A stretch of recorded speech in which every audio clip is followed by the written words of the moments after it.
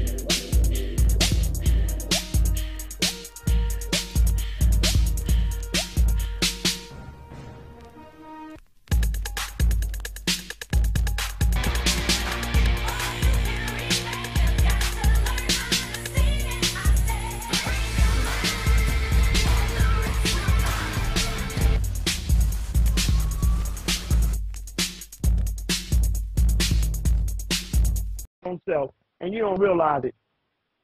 You don't realize it, that God has been imprisoned. The devil was able to imprison God. So right inside your own self, your God self has been imprisoned, and you have a false sense of self running rampant inside the temple. This is why, you understand what I'm saying? Yes, sir. We have to bring reality's temple here on earth. Reality's temple here on earth, because yes, sir. We have to realize the enemy is running rampant inside this temple, and we have to recover. Yes, sir. Because white supremacy is a clinical dis-ease.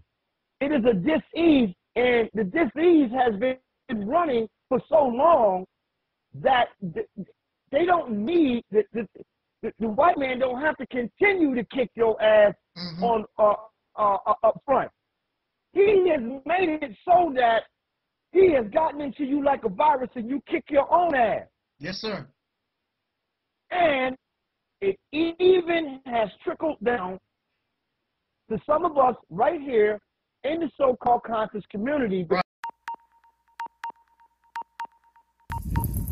Nobody's being delivered from anything. God ain't doing nothing for nobody right now. Then, gee, I wonder why. Because these folks are thinking for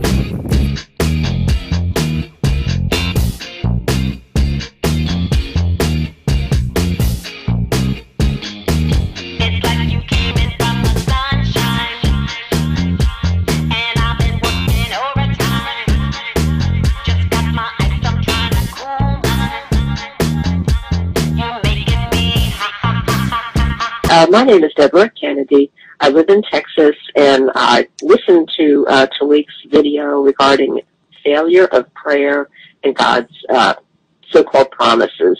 Things. I was just elated. I thought it was just very insightful, and I commend you all for putting something out there like that. That we lean too much on what we're told somebody else is looking out for us, and we have philosophies or teachings like that, and we're supposed to be developing that in ourselves.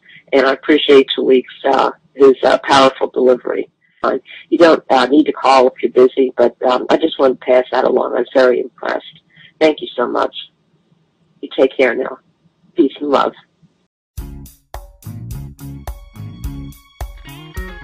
That's how we have to be about our goals. If you really want to see something come to fruition, you do until you demonstrate. Great quote by Ernest Holmes. Do until you demonstrate. We don't stop until we see the results. We don't stop until we see the change in our condition. And if you still ain't seeing the change, then maybe go rework your plan. Go pick up some more tools. Go surround yourself with even more impressive, powerful, motivating, inspiring people. Keep surrounding yourself with things that you need in order to keep you moving forward till you get to where you want to get to. It may take you 2 months. It may take you 2 years. It may take you 20 years. Do until you demonstrate. That's when you know you've done it all. Things that make you go, you know, these aren't jokes. These are thoughts. These are things that make you say, this may seem terrible, but oh my God, I didn't know you were black.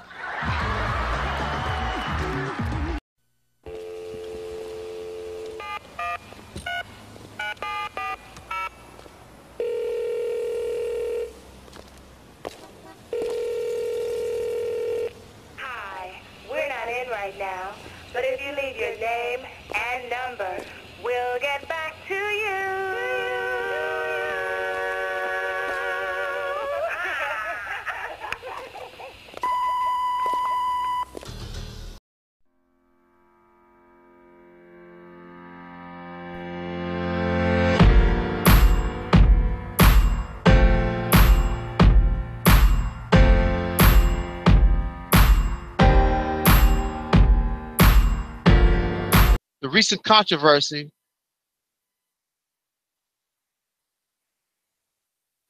Phil from the Advice Show.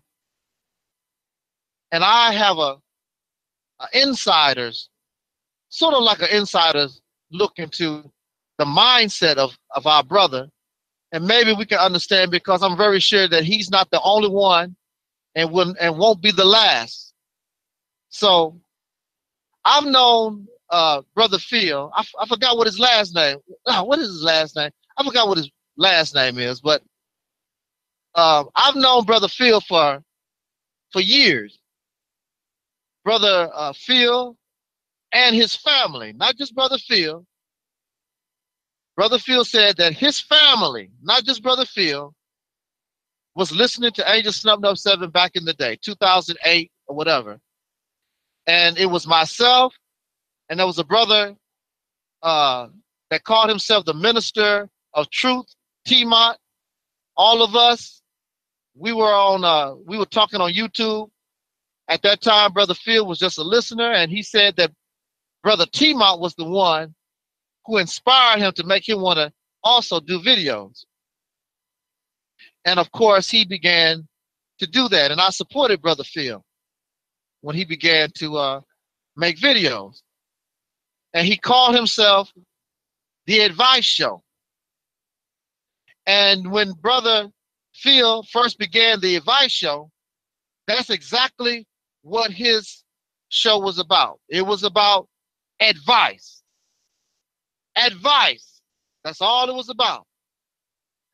And he talked about the family and how to keep a family strong and the family ways. That's what his show was about, giving advice.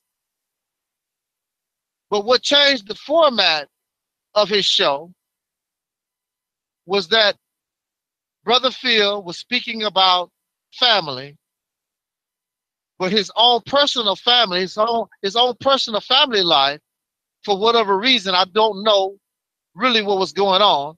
He told me a little bit, and I'm not going to say what he told me. Perhaps I should not even be saying what I'm saying, but I think it needs to be said so that we can have an insight into the mindset of our brother, and not only him, but perhaps others. Because people don't do things usually for no reason. But while Brother Phil was giving advice to those who would call him or make comments on his videos, in his own personal life, his marriage was falling apart. And it got to the point, and I was there, and I know that Brother Phil, because he is a Christian, he's not going to tell you that what I'm telling you is a lie. I'm very sure, I hope that he wouldn't, because that would not be true. Because I with brother in comfort was going through his divorce rather. It got to the point where his marriage was failing, and he began to go through a this divorce. And many of you who have been through a divorce where the husband and the wife, y'all not actually on good terms, that can be very devastating. It can be very, painful. That's a very painful ordeal. And really, I think that it was an honor that Brother Phil would share what he was going through with me during that period of time. It was a very hurtful thing, very hurtful. And of course, I couldn't do nothing about it. The only thing I could do was when we spoken and talked, I was somebody where he could, get some of those frustrations off. And I would help him, bring him some comfort to my brother. And even today, I know that Brother Phil, he don't like messing with me and whatever. And we're going to talk about that, why Brother Phil don't like Angel Snub 7 or don't want to interact with Angel Snub 7. We're going to talk about that in just a second. But at that time, my brother, we was very close. But I was there during this horrible divorce process. And eventually, being the strong man that Brother Phil is, and holding on his faith in his God, he was able to not hold hatred toward his wife, or so he thought, and be able to, you know, go through that and go on to better things. And not too long after that, I believe he met his wife, his current wife. I think she was a co-worker of his on the job. That's where they met. She was a co-worker, if I'm not mistaken. Probably somebody he always known for a long time. And they began to talk. If I'm not mistaken, also she already had children, maybe 3.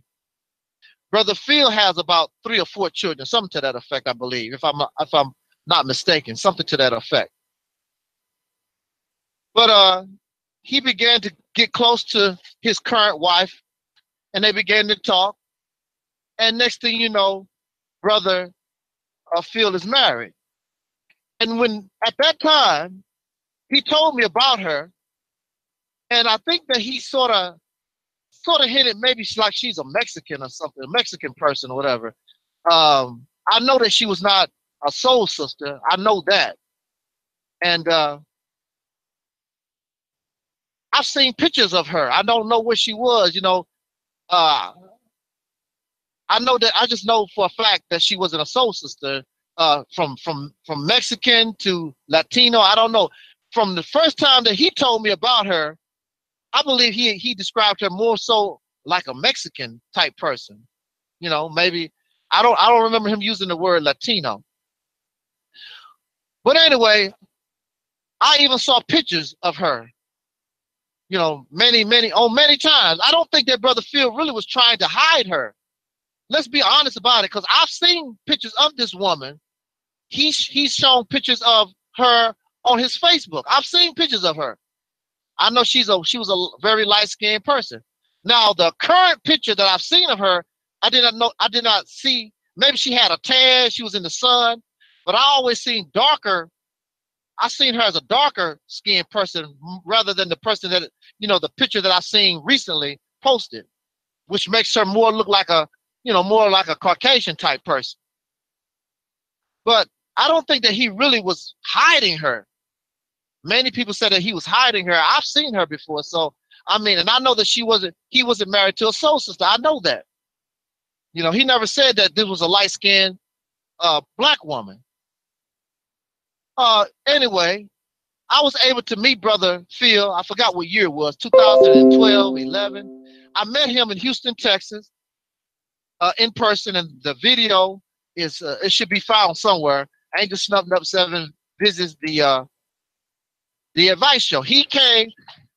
Matter of fact, Brother Phil does not actually live in Houston, Texas. He lives on the outskirts, maybe 40 miles outside of Houston. He came and he drove 40 miles to come see me, and that's an honor that brother would do that. I just so happened I was in Houston, and I called him, and we met, and we had a pretty nice time.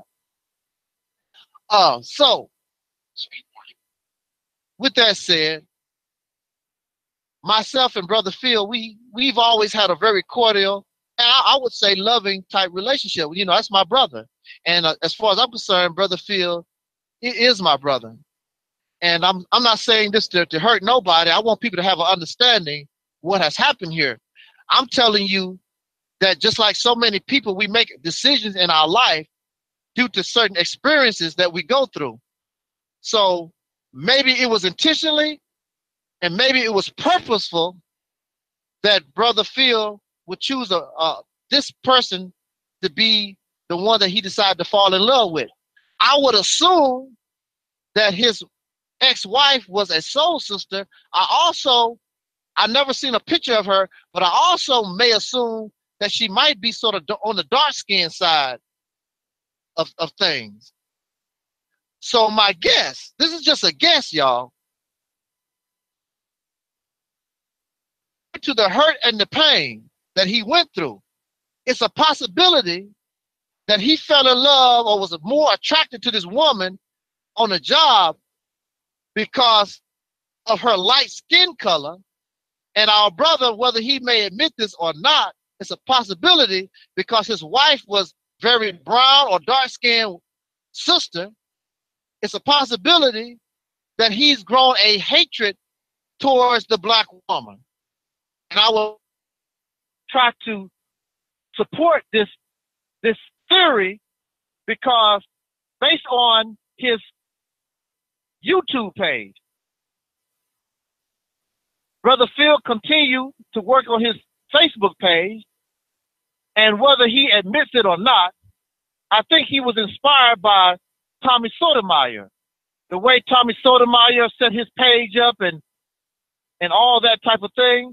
Because if you really notice, if you look at what Tommy Sotomayor was doing back, you know, in his early days, and you also compare that to Brother Phil, you know, it's basically the same. And there's nothing wrong with that. Tommy Sotomayor was angry because he did not like that the Advice Show was copying his style. The only thing Tommy Sotomayor wanted was to give him the credit, and of course Phil did not want to give him the credit. And you know, the thing about it is that particular format, that's sort of used all over in radio. You know, the way people do in radio. I mean, that's the way people do things. And I don't know how Tommy really could make a claim that Phil stole his style when, if you look at all the way, you know, I mean, the way radio is set up in general, I mean, that's the way people do radio. But, you know, that was something that Tommy felt. But now, maybe also another thing that Tommy might have been pissed off about is that the Advice Show changed his format, the way he was doing things, from just giving advice, which he's still done, of which he does not do anymore. He does not give advice anymore. And he does not talk about the family. And he does not talk about the family. And he does not talk about or give advice like he was, because from that place, it's a hurtful place. And in that hurtful place come a tragic and very hurtful divorce. And I don't think he wants to relive or think about that period of time. So the Advice Show changed his format to something like Tommy Sotomayor, and he began to talk about our people. See, this is where we are going to come into conflict. Just like Tommy Sotomayor. I did not like how Tommy Sotomayor talked about our sisters. And in fact, he talked about us as a people in general. So myself being a defender of our people, and I don't care where you find ourselves, I don't, you know, we should not, I understand that we do bad things and whatever, but for us to intentionally attack us, like the way Tommy Sotomayor attacked us, I cannot sit back and allow that to happen. So of course, I began to make videos against Tommy Sotomayor, especially when he began to attack our sisters, our mothers, our daughters, things of that nature. I cannot, as a man, stand by when one of the attributes of a man is supposed to stand up and defend the woman. It makes no difference what that woman does, what she says. You deal with that after the fact. Your job as a man is to protect your woman, and that's what I'm going to do.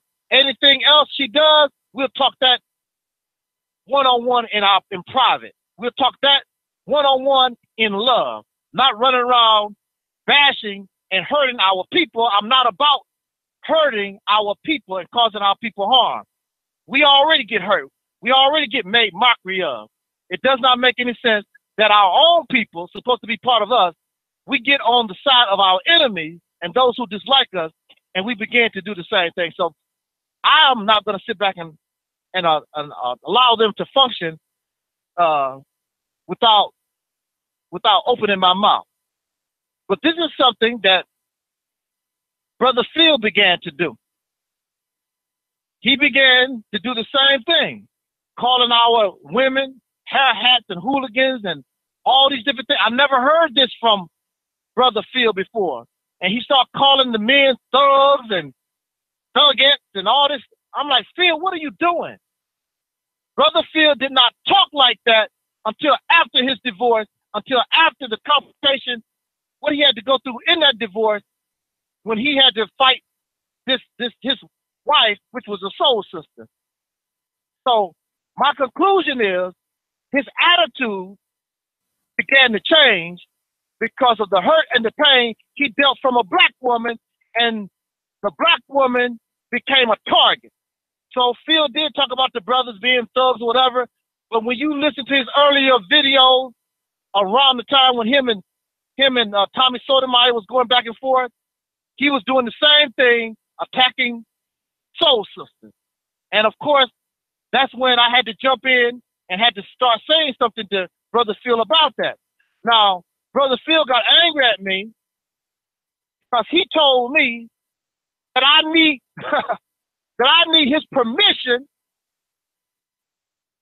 to make a video response to anything that he had to say in relation to when he called our people thugs, thugettes, and hat hooligans and all these other things.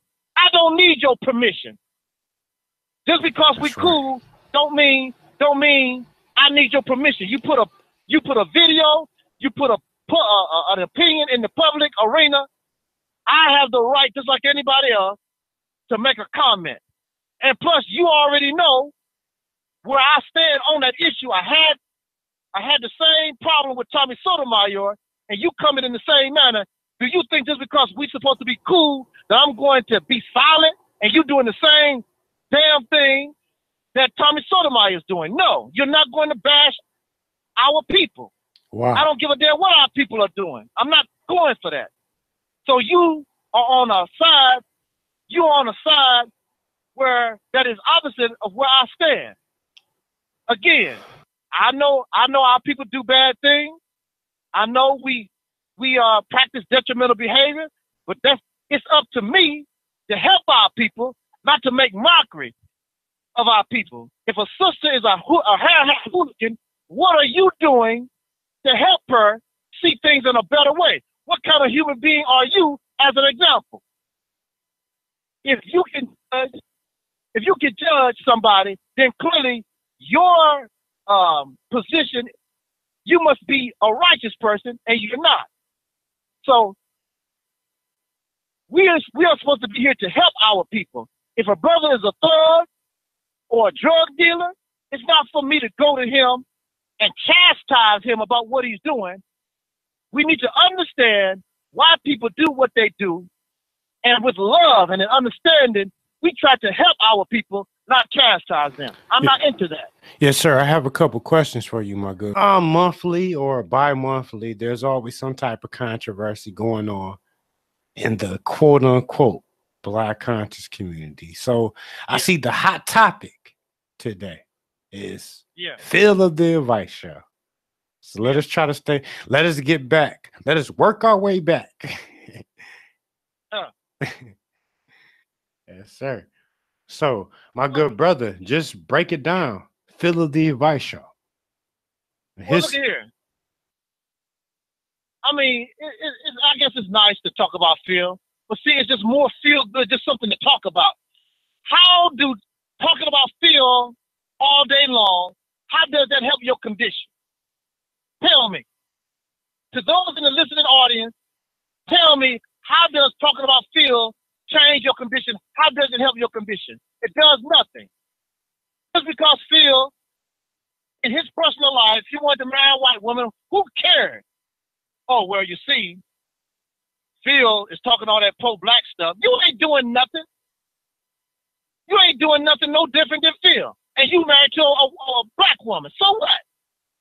Phil ain't doing a damn thing. You ain't doing a damn thing. What make you any different? Phil got a white woman, ain't changing nothing, ain't doing a damn thing. And you got a black woman in your bed, and you ain't doing a damn thing. So what? How does it change the condition? What does it do? It just give y'all who talk something to talk about all damn day. That's all. More feel-good talk rhetoric. That's all that it is. Don't do nothing to change your condition at all. But the reason why, and I figure that Phil married that woman, it could because he sincerely liked her, but also he built up a hatred towards any woman that looked like his ex-wife. And when you look at Tommy Sotomayor, he will tell you the reason why he talk about black women the way he talk about is because he has had bad experience with sisters. That's the reason why. And that's the reason why Phil changed his whole format because of his hatred of his wife, which is a black woman, and anybody that looked like her, he began to have a hatred towards them. Man, my good brother, let me please cut in here real quickly. And I have to interject, just looking at the comment section. We have, I think this is a sister, and I made her a moderator, Syrian Jade. Syrian Jude. Are you familiar with this person? I don't know. I think so. I'm not really sure. Yes, sir. Yes, indeed. Okay, Syrian Jude, my moderator. Oh, Syrian Jew, yeah. Okay, yeah, Syrian Jew, yeah. That's a sister, hey, what's correct? Up, Syrian? Is that a sister? I really don't know. I asked about that. Okay, let me read this statement. Okay. Syrian Jew said, "At least Phil is trying." Yeah. Okay, so could you please address that? At least, Phil of the Advice Show is trying. Right. Yes, sir. You want to know something? I understand. You know, Syrian is a very good person. I like Syrian, and Syrian comes from a very loving and passionate place. You know, because they believe in Jesus Christ, and that's a wonderful thing. But but this is the thing about trying. You know, when you are hungry, you don't want to try to get fed. You need to be fed. You know, it's nice to try. You know, it's nice to try, but you need to get fed. It's nice to try to go to school, but no, you need to go to school, get your education. You know, trying is good to a certain point. But pretty soon you got to do, because trying does not get the job done. You can try to make a hamburger at McDonald's, but that don't satisfy the customer.